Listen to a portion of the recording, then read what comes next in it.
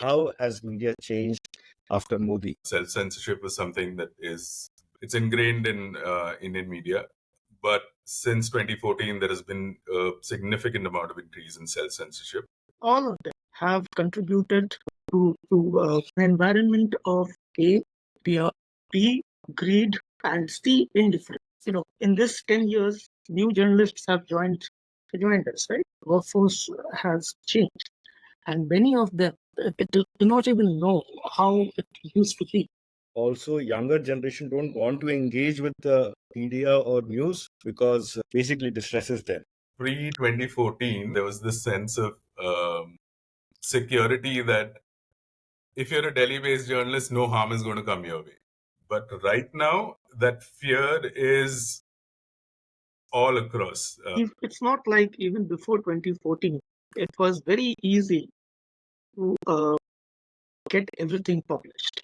Right now, it's just like a mafia state. But that's happening in many countries. India is not an isolated case. I don't think that because it is happening in many other places, we can justify what is happening in India as, okay, this is just a part of the global trend. It isn't. Crucial beats like agriculture, rural economy, labor class, they have systematically vanished. Honestly, it is not possible for anybody to run a family based on the income from these kind of students. That's essentially a function of the kind of alienation that we're breeding.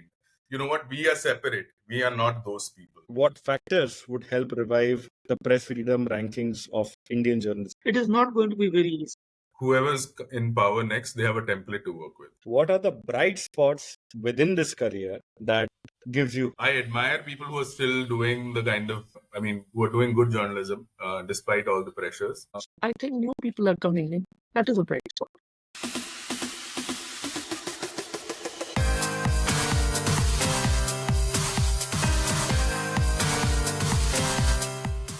Hello and welcome to the show Indian Media with Hiren and Experts. Here we discuss trends and opportunities in the media and entertainment sector that impact careers and businesses. I am your host Hiren, and joining us on the show are two journalists covering various beats and worked with many publications. I'll first invite Cyril Sam, who's a researcher and journalist based out of Delhi. Cyril?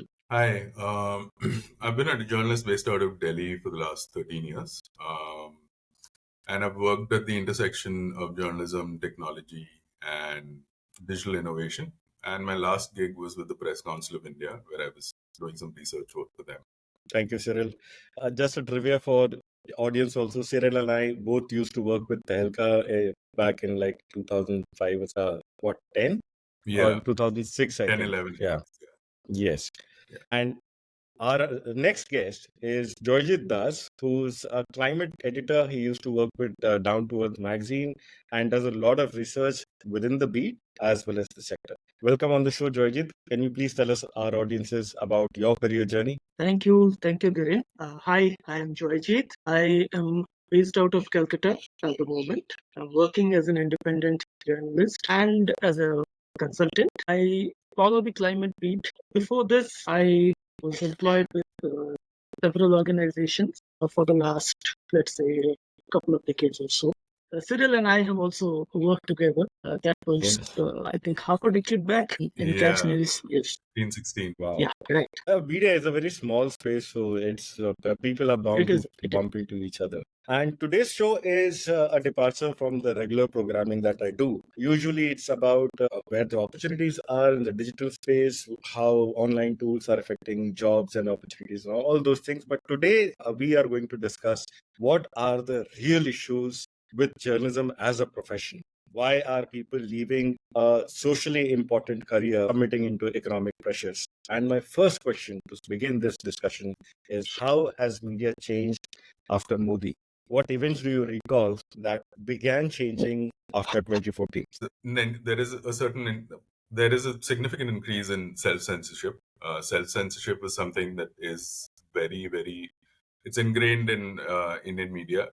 But since 2014, there has been a significant amount of increase in self-censorship. This is also the result of targeting of individual journalists and targeting of news organizations. So if I don't remember the exact year, but since the Modi government came into power, advertising contracts of the Times of India was cancelled. The Telegraph's advertising contracts were cancelled by the government of India. There was an uproar about it. A host of senior editors were dismissed from their jobs for the kind of work that they did. I think the most significant case is that of the editor of Hindustan Times, Bobby Ghosh. And I think the targeting was primarily based around a lot of critical reporting that the Hindustan Times was doing at that time. Also, the hate tracker, which they had started that time. The hate tracker, again, a lot of news organizations built hate trackers. All of those hate trackers have been taken down. So today we don't have any data on how many hate crimes are happening in India, or how many hate crimes have happened in India over the last decade or so, because none of those hate trackers exist anymore. There is an increased distrust of media and journalism. And this was again a result of a coordinated and organized attempt by the government and its supporters to discredit mainstream journalism. There is an increased lack of access, and access is restricted. I think this was exemplified by what we saw this week outside the parliament, where journalists were caged inside a glass house and they were not allowed inside the parliament. Restrictions go on to like tracking who's visiting government offices, tracking phones of journalists using softwares like Pegasus and other spy softwares. There has also been, what the government has also realized is how it can kind of short circuit the media's, mainstream media's or journalism's reporting process to an extent where utter falsehoods are being published, because these are things that are being said by important people in the government or important people within governments. There is very little access to data, and the primary reason for that is the government is not releasing any data. So overall, I think things have kind of worsened for journalism since there's been a change of government in 2014. Yeah, I mean, this is where things are. Joy, what do you have to say about this? You recall any incident where you felt, okay, from here it's all the way down? Well, in 2014, I had maybe 2 or 3 white hair here. Now you can see what has happened. See, first thing is, this process, this shift, sort of a shift, started a little before 2014, I think. There was a general change in the mood. There was a lot of anti-incumbency about the previous government, and there was a build-up. At that moment, the media, the news media participated into it, and somewhere, broadly, we started losing our value. We started losing objectivity. Then the 2014 results landed. For a lot of people, it was unexpected. We can debate why not. That's a different matter. But soon after, there were very visible changes in the way the government approaches different subjects. Including how to handle press and press freedom, including access to information, as Cyril pointed out. In fact, all the things he just mentioned, little by little, all of them have contributed to an environment of A, fear, B, greed, and C, indifference. Now we have come to a situation after a decade or so where there are many people, and in this 10 years, new journalists have joined us, right? Workforce has changed, and many of them do not even know how it used to be. I'm not saying there was a very rosy picture earlier, but gradually there is a disconnect that has come. Personally, yes, many of our colleagues, we have also faced situations which can be said to be scary at times. It has presented us with uncertain future. Our colleagues have been visited by cops at their houses, what we can guess to be tactics of intimidation without any charges, concrete charges per se. Just saying things like, it's a routine visit. So, yeah, all of these have, little by little, all of these have contributed. Here, I will also add one more thing, that this is not only something that the central government is practicing. Even if you look at the state, wherever any certain party or any certain leader accumulates a degree of political strength, invariably nowadays we see that the media, the journalists are one of the first to be stifled. Journalists, information rights activists, social workers, these 3-4 categories, they invariably are facing uh, several several kinds of oppression or ways to be of intimidation. So yeah, and maybe this is also a global trend from what feature from. It is, in fact, a global trend. According to one Reuters report I came across, it said that the trust in media is falling across the world, and also younger generation don't want to engage with the media or news because there's too much of negativity, there's too much of bad news, sad news, which basically distresses them. Cyril, you raised your hand. I think you had a point to make. Yeah, so I think one of the things that Joyjeet pointed out is fear. Something to that extent. I remember pre 2014, there was this sense of invincibility as far as journalists based out of Delhi was concerned. There was a sense of confidence, or there was this sense of security that if you're a Delhi-based journalist, no harm is going to come your way. Harm comes your way only if you're someone who is outside the borders of Delhi. So if you're reporting from UP perhaps, or if you're reporting from one of the left-wing extremism affected states or elsewhere. But right now, that fear all across. And the intimidation tactics that Joyjeet spoke about. In 2017, 18, I think I was working on an investigation into Facebook's work with political parties in India.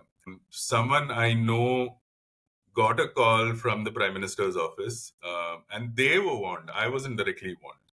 They were warned that your friend is being a little too nosy. Ask him to sit down. So again, intimidation tactics are all pervasive. It's not just that journalists are being visited by cops or the government is installing malware on their phones. Intimidation tactics are.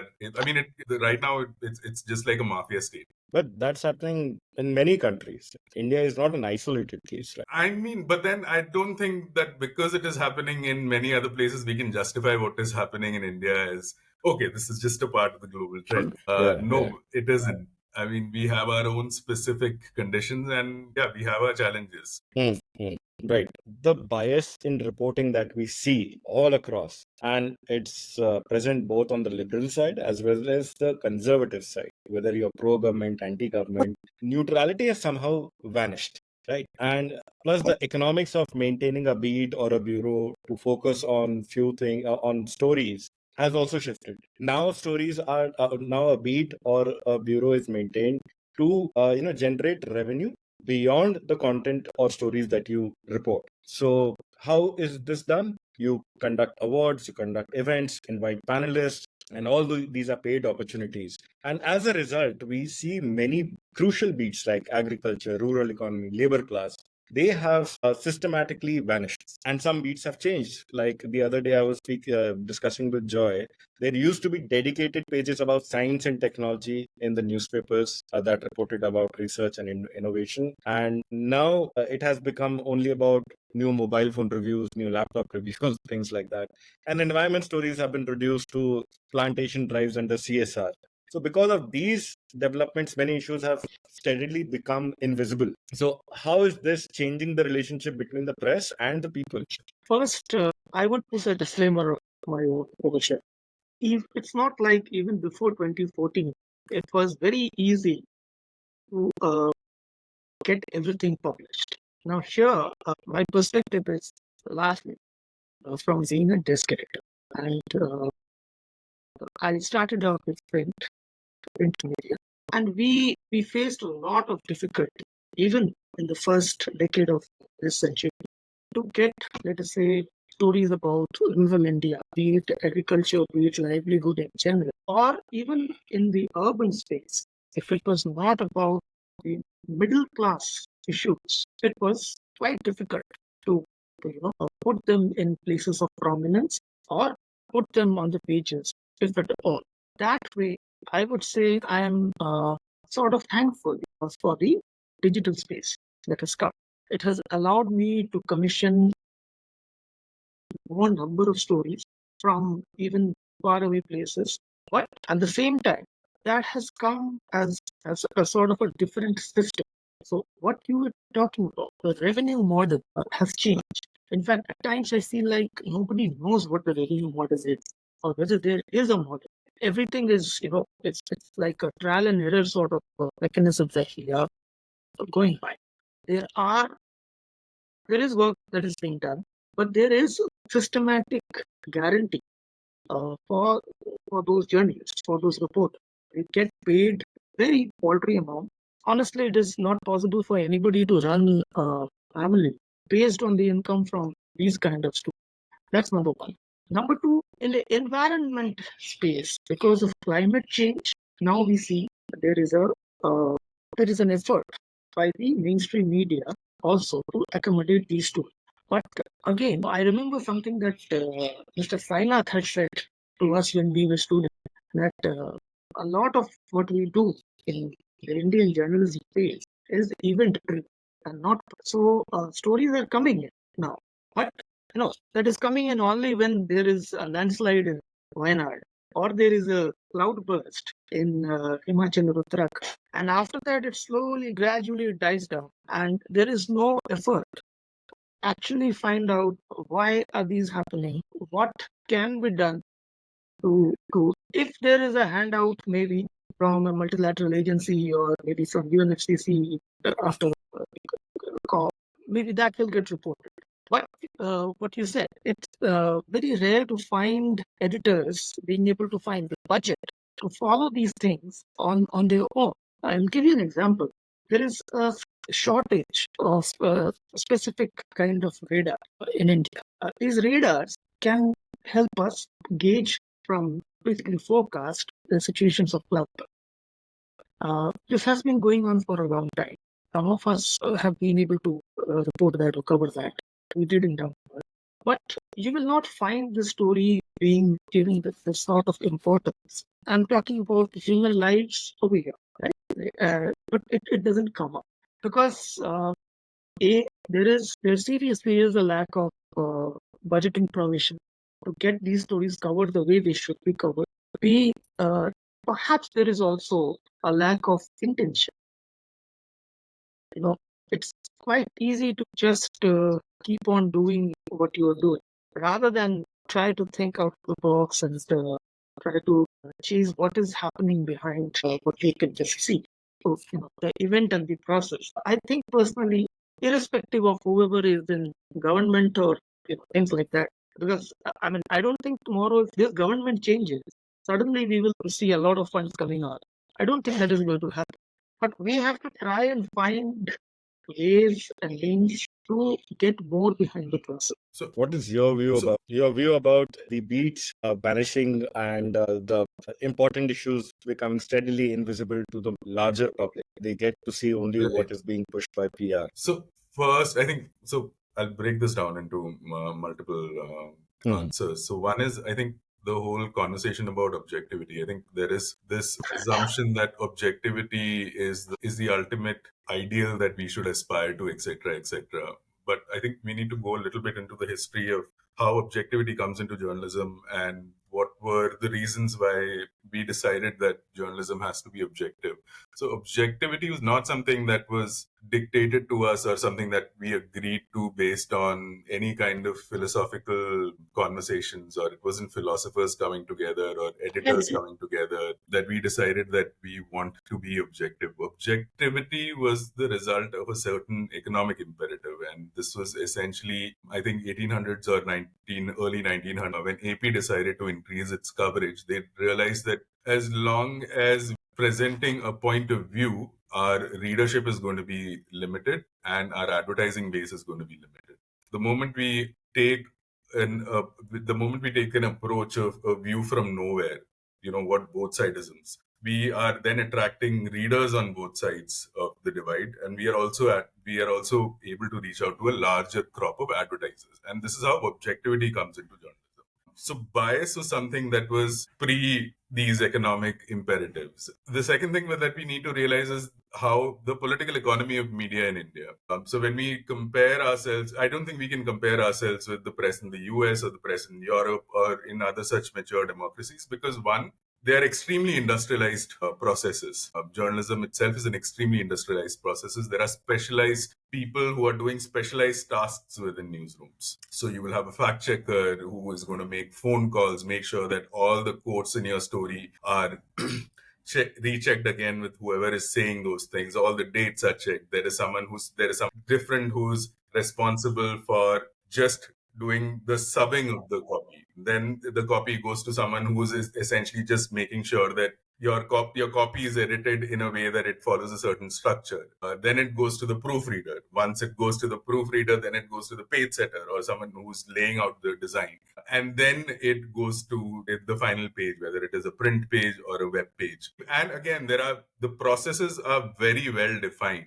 In India, we've not had that process at all. Our press was and continues to be a feudal process. In newsroom processes, newsroom decisions, they're not based on any kind of book or any kind of well-defined processes. I mean, this is something that I was obsessed with at some point a few years ago, where I was trying to figure out whether newsrooms in India have well-defined processes. I spoke to a bunch of journalists who are very senior, spoke to a bunch of journalists who are in the newsrooms now, and you realize that newsroom processes are a function of who's the editor and their whims and fancies. The editor changes, the processes change. There is probably just one news organization in India which has a dedicated fact-checking desk for all the stories that are published by that publication. No other news organization has a dedicated fact-checking.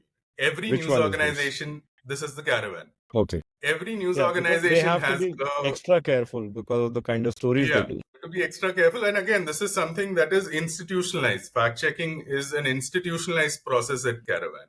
This doesn't happen at any other newsroom in India. Every newsroom has a fact checking unit, which is essentially debunking things that are circulating on the internet. But then there is again an economic imperative to why they're doing it, because they receive financial assistance or technological assistance from platform companies to keep their platforms clean.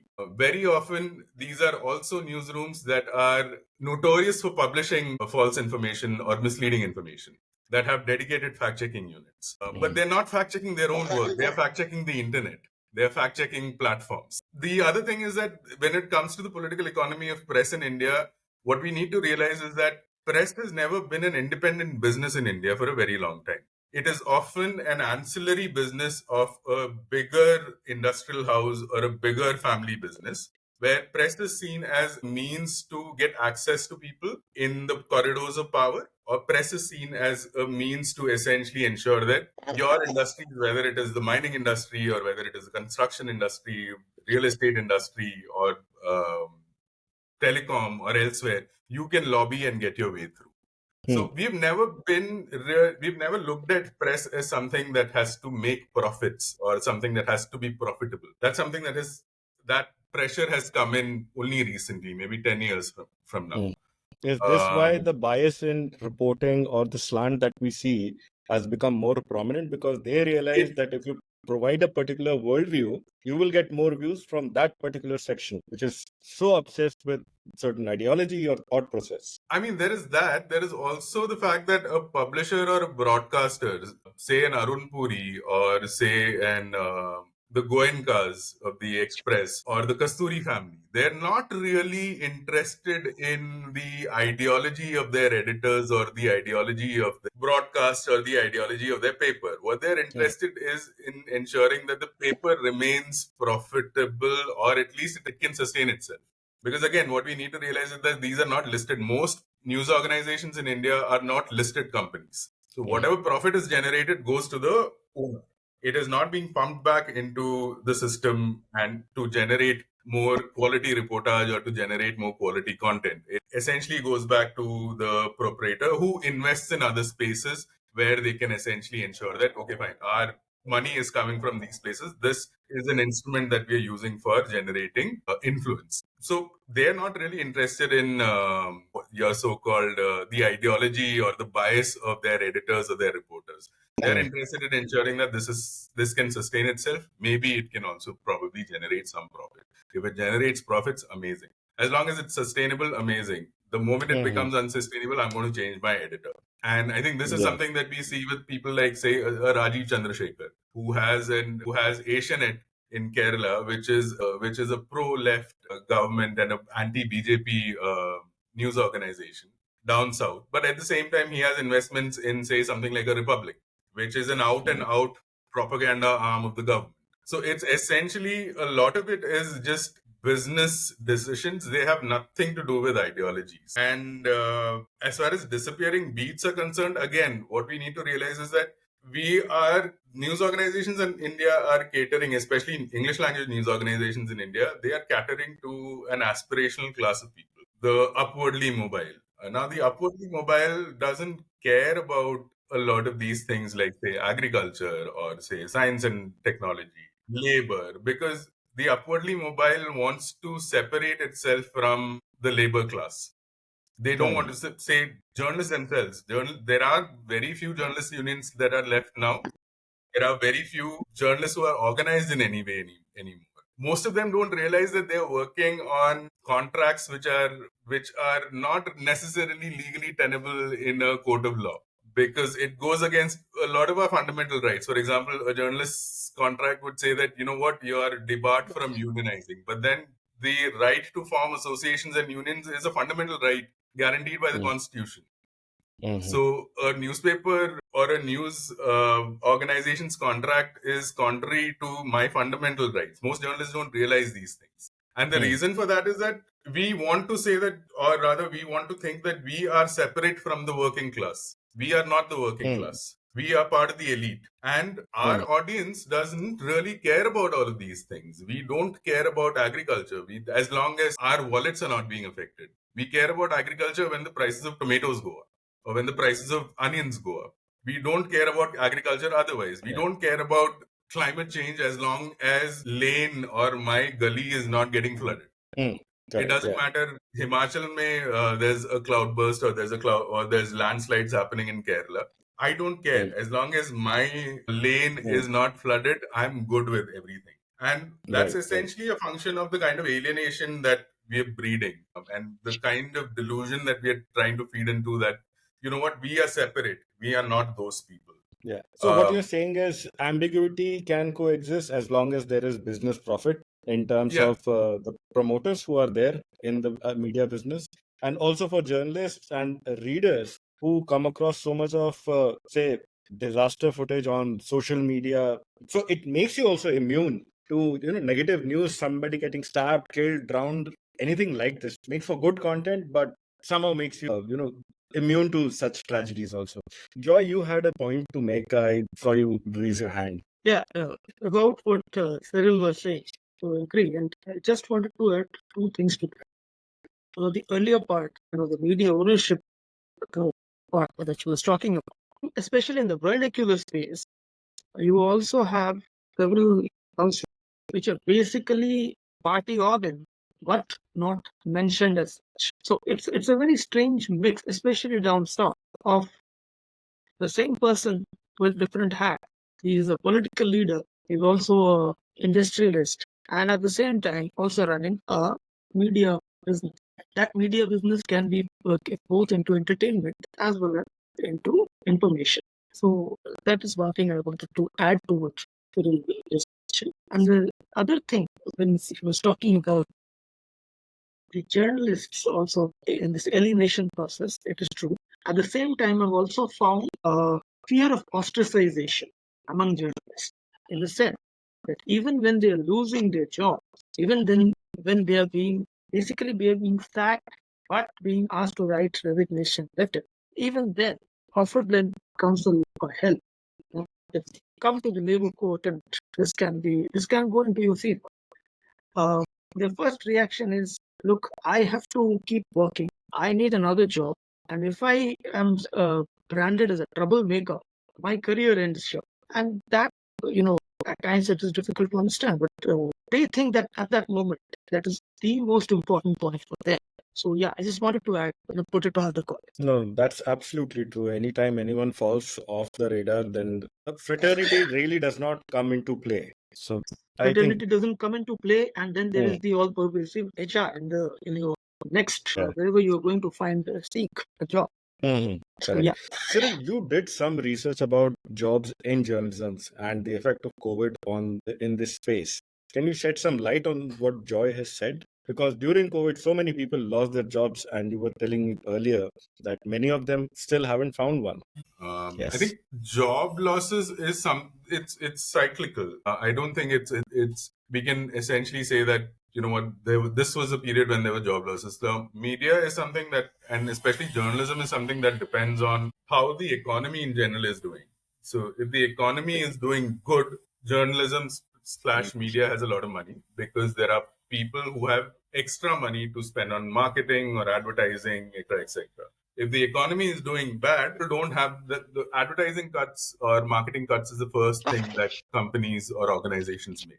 And therefore, media has so much lesser money to work with. So it's a cyclical process. The second thing is that, again, when it comes to what Joy was saying, that there is no backing of fraternity, that, I mean, people are scared of going to labor courts, etc., etc. I mean, these are genuine fears and these are genuine reasons, because a process in the labor court can go on forever unless the company decides to go in for an out of court settlement. We saw that with Hartosh's case, where he was fired from Open Magazine and he filed a labor complaint against Open Magazine. And finally, the magazine said that, okay, fine, let's go in for an out of court settlement. But you also have the entire Bombay Bureau of the Hindu that was essentially dismantled during COVID. All of them went to the labor court. The case is still going on, right? So this is 3 years, 4 years down the line. Many of them have moved on to other jobs, etc. But their case is still going on without any kind of progress. The other thing is, yes, it's you get branded. It's a very small industry. Everyone knows everyone else, and the moment you try and raise your voice, the moment you try and push back, you're branded. And this is something that earlier editor had told me. So there's this incident where a certain copy had come to me and I saw the copy, I edited the copy, I sent back the reporter a bunch of questions asking them about some contradictions within the story. So their immediate line manager, I think within an hour's time, came up to me and started yelling at me, saying that, okay, I passed the copy, how dare you raise questions? What is this? Who do you think of yourself, etc., etc., etc. So the resident editor, after all of this drama, tells me, okay, let's go out for a smoke. And we go out for a smoke. And he's like, you know what? Just edit the grammar and publish your copies. Don't get into asking questions and all of those things, because it's a very small space. They are going to brand you. And once they brand you as a troublemaker, someone who raises questions, you're going to find it very difficult to find the next job. Wow. Yeah, this has happened with me also. And I was actually editing only the grammar part. And the report, it was a very senior editor whose copy had come to me. And he said, "You edited my copy." I said, "Yes. Was there any problem?" And he said, "No, but there will be." And then he walked off. Right. Right. So there is a lot of this within journalists as a community. There is a lot of this trouble as well, where a certain number of people think that they are immune and they are safe because they are close to centers of power, or because they're close to Yeah. the owner or the editor, or because they have 10 different reporters working under them, or because they have a huge team working under them. But what they don't realize is that they're as equally dispensable as anyone else in that newsroom. And when trouble comes, there's no one who's going to stand up for them. So many journalists were laid off during COVID, including senior journalists. No one batted an eyelid. And I think there was this project that I was doing, which was essentially tracking newsroom layoffs. We reported about layoffs in every other sector. The news media reported about layoffs in every other sector except what was happening in the news media sector itself. So a lot of editions were shut down, a lot of newspapers went out of print, etc. But we don't know what happened, because the news media doesn't report on itself, and that's a part of I'm not going to report about you, you're not going to report about me. So because hamam mein hum sab nange hain, so Yeah. don't point out that main nanga hu. फिर मैं point out करूंगा कि तुम. Yeah. Joy, I want to So come back to the point that you earlier made about promoters investing in media for the influence that they can wield through a media organization. does this also translate to uh, content creators who get a lot of followership depending on what topics they create content about? So either you land a big boss deal, or you become a voice like a Dhruv Rathi, Akash Banerjee, something like that, or you become a Saket Gokhale who becomes a member of parliament. So how does this translate the dynamics of influence through media translate for individual content creators? And isn't there an opportunity here for storytellers? It can translate in very many ways. It's still new. It's evolving. And you are right about what you have said. There is an opportunity for storytellers, but there is also an inherent risk. So anybody who wants to grab that opportunity will have to keep this risk. This risk is not only for them or only for this particular What kind of risk are you talking medium per se. See, Yeah. basically, what I have sort of experienced is happening is that things started changing since smartphones became common sense. That's one. And second, cheap data along with it. So now gradually what we have come to a situation where this one device is becoming a gateway for a multitude of activity. In essence, what is happening is that the storyteller or the journalist is having to be the individual or be it an organization or a platform. That they are having to compete with various other modes. So they're having to compete with entertainment. Basically, you are competing with Shah Rukh Khan. So now you just imagine what the scale is. They're having to compete with misinformation, which is extremely easily available. And we don't really have a very discerning audience who can separate the wheat from the chaff. And third, uh, you also have to face cyberbullying and trolling. And at times it doesn't seem very important to others, but people who face it impacts you at a psychological level, and it eats a lot of your time up to just combating that. So yes, there is an opportunity. There are avenues to find newer audience, to reach to more people, especially people who may not be very conversant in reading, the language that you are reporting in, or may not be very educated. So you can use the audiovisual medium to reach out to them. But at the same time, there is also the question of, after you succeed in reaching a particular set of people, there is also the question of monetizing. So you have to be, I think, financial. I mean, I know that I am not. I cannot think of ways to, do this, the monetization of it. And I've seen several very brilliant reporters who have tried to reach out.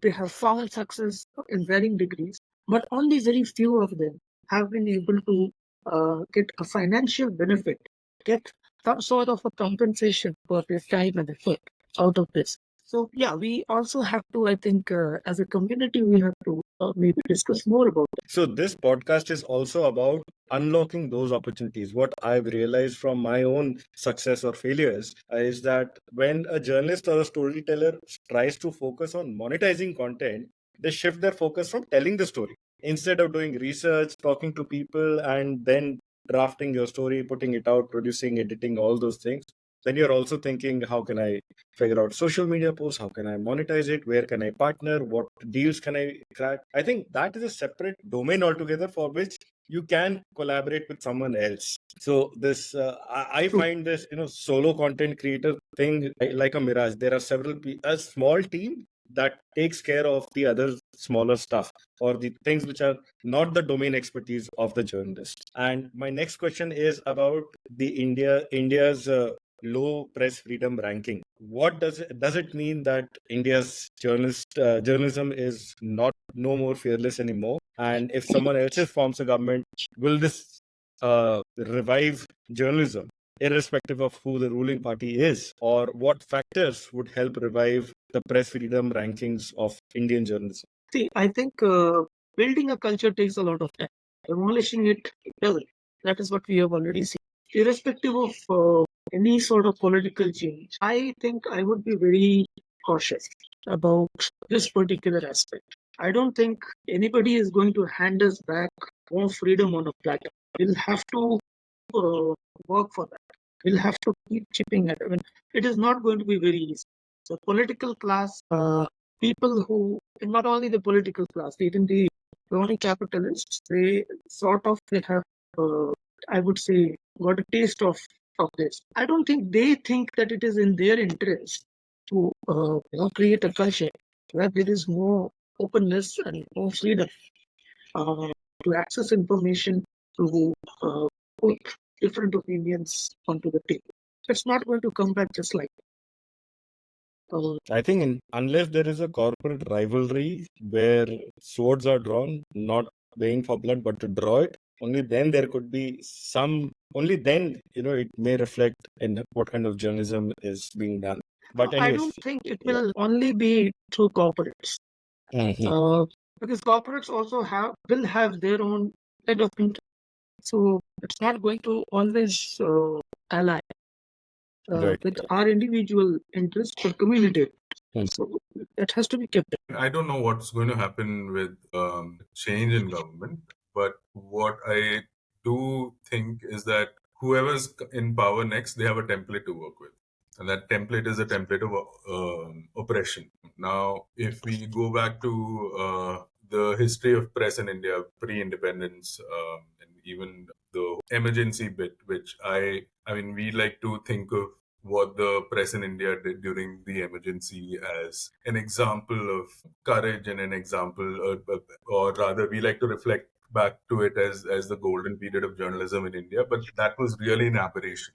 That was a period of aberration. That has not been how the press in India has operated. But then, if we go back to say freedom struggle and how the press in India evolved during that period, there was constant opposition to what a lot of these pamphlets and news organizations were doing, but they persisted.